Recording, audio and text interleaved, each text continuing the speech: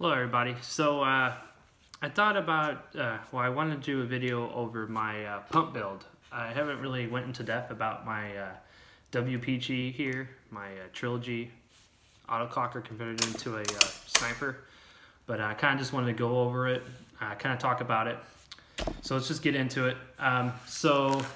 This is a WPG Trilogy autococker that's been converted to a pump. The Trilogy is like a real cheap autococker that WPG came out with, inexpensive. It wasn't a whole bunch of tinkering you could do to it. It just kind of was meant to screw a tank in, go out and play, put some paint in it. Didn't have this is the Sport, by the way. This is WPG Sport, and it didn't come with a regulator. It just had a gas through. Had a steel line going through it, all that. So it's really an expensive autococker. A lot of people really don't like it. Because it's just not, to them, it's not a true autococker. But, you know, it just depends who you are. This one's converted to pump. By any means, is this the greatest pump out there? No, it's not. But is it a pretty cool pump? Yeah, it is pretty cool. It does the job. And I didn't pay too much for the autococker itself, but I have put some money into it. And some people are like, or might be like, why don't you just get a KP3? And really, I just got this to build my own. I wanted my own, and I don't regret it. KP3 probably is better still, but I mean, I had fun building this, and it shoots great at the field. And I'm just going to tell you what I've done to it to get it to operate the way I want it to. So let's just get into it. So this is the Sport model of the Trilogy. It's got a like a navy blue to it. I put a Slipknot sticker on there, not just for ag, but as you can see, the body's pretty mauled up, and right there was really bad where it had burrs. And I sanded it down, and then I just put the sticker to cover the exposed body. So it's definitely a player's gun. Internally, it was great, but the outside is pretty beat up. And I saved it for eBay for a decent price, so I'm not sure what it went through in life, but now it's with me. So when I first got it, it was an autococker. I went out and played with it. I wanted a semi-gun for cheap. I picked this up for like 35 bucks. It shot great as a, like a mech gun, but that's not what I wanted it for. I wanted to make a pump, just to make it a little bit more challenging like my other video states. So let's start with the pump kit first. The pump kit is a slice pump kit. I got this off of autocockerparts.com. So it pumps pretty good. No issues there. So, I like this little dimple right there. Kind of put your finger on it like that. Pretty smooth for the most part for just being a one pump arm on it. Does the job. But yeah, I picked that up for 50 bucks. Pump kit actually costs more than the gun's worth. But yeah, they're really smooth.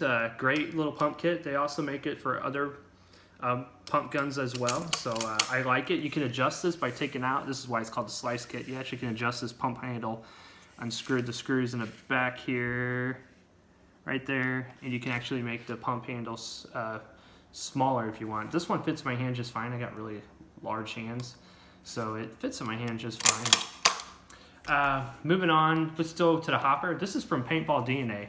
This hopper's badass. It's called the Jolo. I talked about it in a video earlier, just kind of giving an update, but it's got a little shelf in there, as you can see, whoa, right in there, a little shelf there that keeps the paintballs from totally cramming up and jamming in there. This feed's great. Haven't had a misfire with this at all. It's got a magnetic lid. It's pretty loud, pretty strong magnet, so it's not going to come undone when you're playing. Moving along, here we go with the externals and stuff. I just put my Deadly Wind barrel on it, because why not, my carbon fiber. Freak insert. I usually use a really small insert for pump, because this is a closed bolt, fires from a closed bolt, so the paintball's kind of pretty much in the barrel already, so there's no detent. Just recommended for most pump guns to use a really small underbore. Gives it a nice and tight feel. That way you don't have any double feeds or anything like that, or rollout issues. We got a CP reg on it. This is the newest install I did. We balanced the reg out, or sweet spotted the reg with the IBG and this, so it's shooting nice and smooth and consistent now.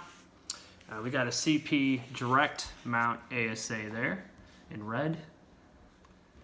Then we got some cool ag there with the blue macro line instead of the steel line. That way I'm not going to get cut up and it's easier to work on, and I can replace it need be.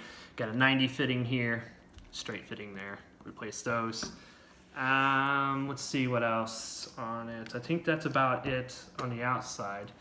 We're still using a stock bolt. It's a 2K3, just a Trilogy bolt. It's metal.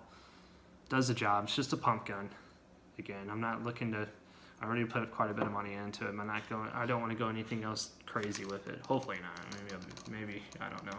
Like I said, I've had fun building this. Just the same cocking rod. Nothing too crazy like that.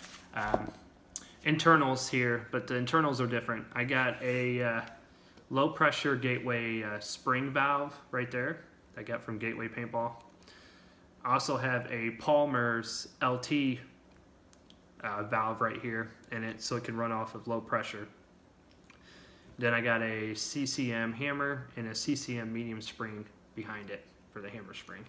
Probably the best upgrade I've done it, other than the pump kit, is the, sorry about that, is actually the valve. So they're meant to run on high pressure. They don't have a reg. The Sport does. So if you turn it into a pump kit, you might run into issues with that. You would have to maybe convert your tank. You know, if you're not running high pressure through it, you might have to convert your tank to run high pressure again. If you were like me and you got bob-along guns and or just a bob-along gun and you don't want to convert your tank, you just you know, you might want to bring this out, and then if you go play some airball later, you can just put the tank on your, you know, bob-along vise like me and then go play. This is what you got to do. So mine is a super light tank. It's probably putting out maybe like 300 psi, if that. So you got to put the Palmer's LT valve in here. The original valve in here, you're not going to be able to get the valve to seal. It's going to have all kinds of issues, stuff like that. You're definitely not going to get up to velocity. If I did get to, you know, like seal and cycle the pump kit without it leaking, without it, you know, it'll leak if you don't pump it. I was only getting like 230 velocity. So to get to 300 feet, you got to put this in here, the Palmer's LT, and that's really just what how it makes it work.